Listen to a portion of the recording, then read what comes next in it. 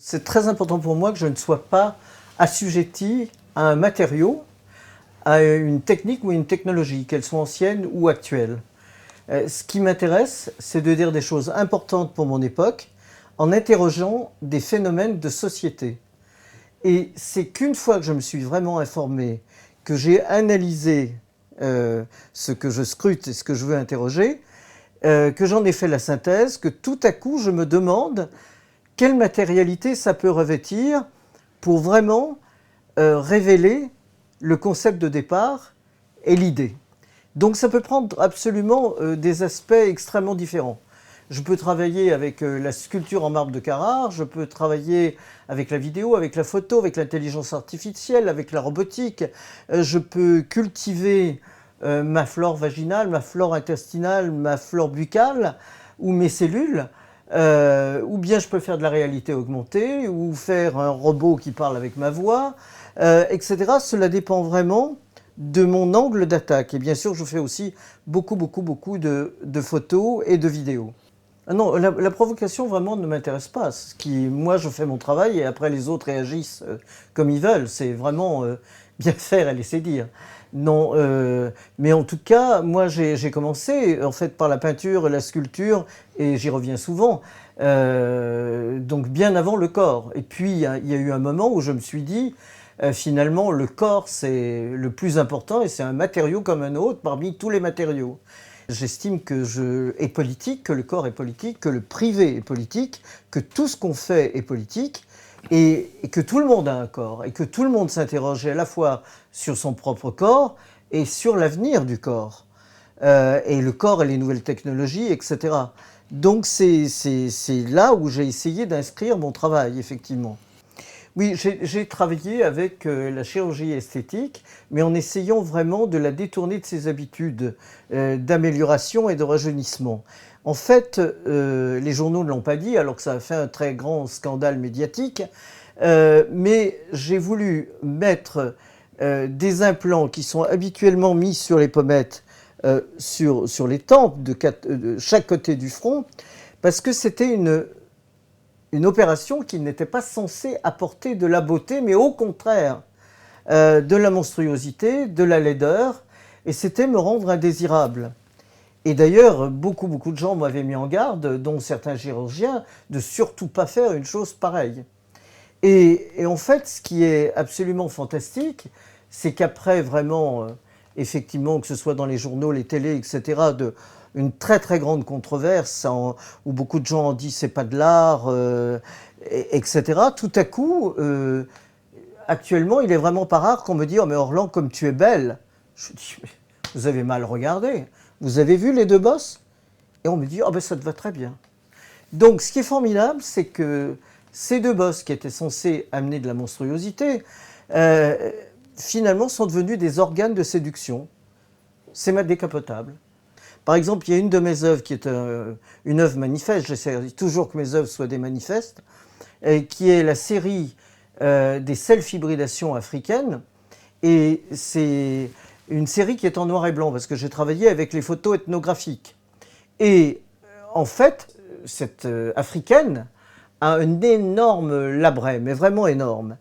Et on la voit sur cette photo resplendissante, sûre de sa séduction, heureuse d'être comme elle est, etc. Bien sûr, parce que géographiquement, dans sa tribu, à ce moment-là, dans cette histoire-là, eh bien, les femmes qui avaient les plus grands labrets faisaient bander beaucoup plus les hommes.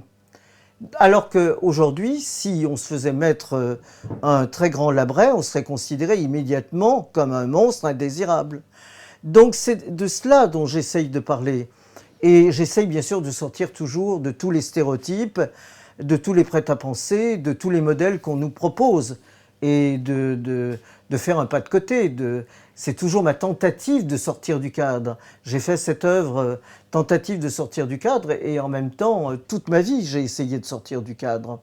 Alors, l'exposition que j'ai actuellement au musée Picasso, qui est la première exposition de Cécile Debray, c'est pour moi une lourde responsabilité et pour elle une très grande prise de risque, de dire des choses différentes de ce qu'on a dit jusqu'à présent sur Picasso, et de prendre en compte et en charge les questionnements du moment sur justement les hommes En tout cas, sur ceux qui sont des porcs. Moi, j'adore les hommes, mais les hommes qui ne battent pas, qui ne violent pas, qui ne tuent pas, qui ne commettent pas l'inceste et la pédophilie. Ceux-là, je les adore, je n'ai pas de problème. Mais certainement pas les autres, certainement pas les porcs. En fait, j'ai voulu parler des femmes de l'ombre. Les femmes qui ont été des inspiratrices, des muses, des modèles, et qui ont beaucoup, beaucoup, beaucoup donné pour la notoriété et la grandeur de nos grands maîtres. Mais en même temps, c'est pas du tout un procès à Picasso. D'abord, son œuvre est époustouflante et m'a toujours époustouflé. Mais effectivement, son attitude avec les femmes, d'après ce qu'on en sait, ne paraît pas très féministe. J'essaye de secouer toutes les femmes qui, en ce moment, sont dans l'ombre, sont derrière un mec, mais n'apparaissent pas. Celles qui subissent beaucoup de choses, dont les violences sexuelles. Je leur dis, réveillez-vous, c'est pas le moment de pleurer, là. Il faut faire autre chose, quoi. Et il faut passer de objet à sujet.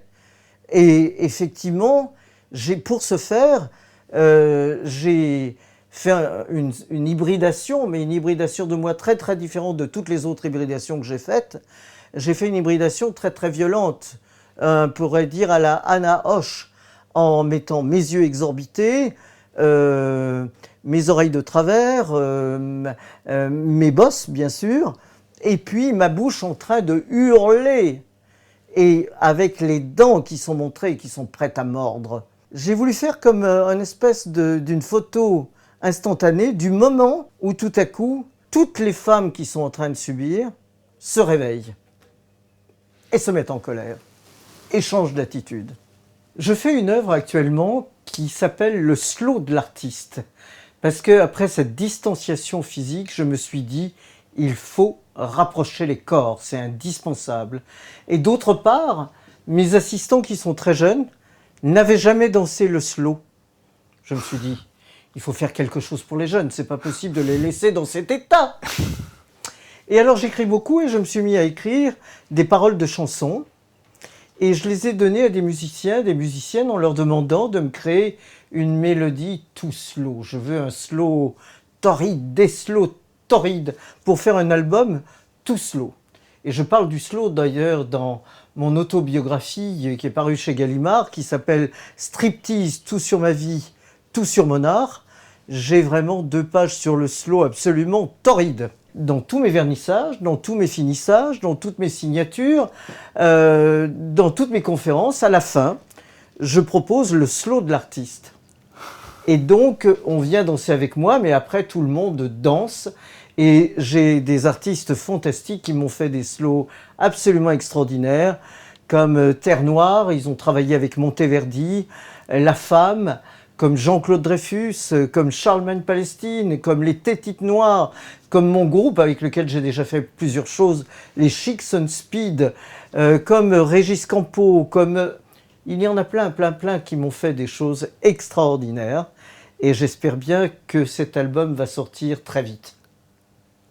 Alors, le Palais de Tokyo m'a beaucoup apporté, et j'espère que j'ai beaucoup apporté au Palais de Tokyo.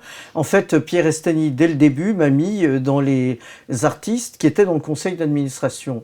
Et donc, j'ai essayé, bien sûr, de faire évoluer les choses, mais le bateau était en marche et c'était formidable, avec des équipes formidables.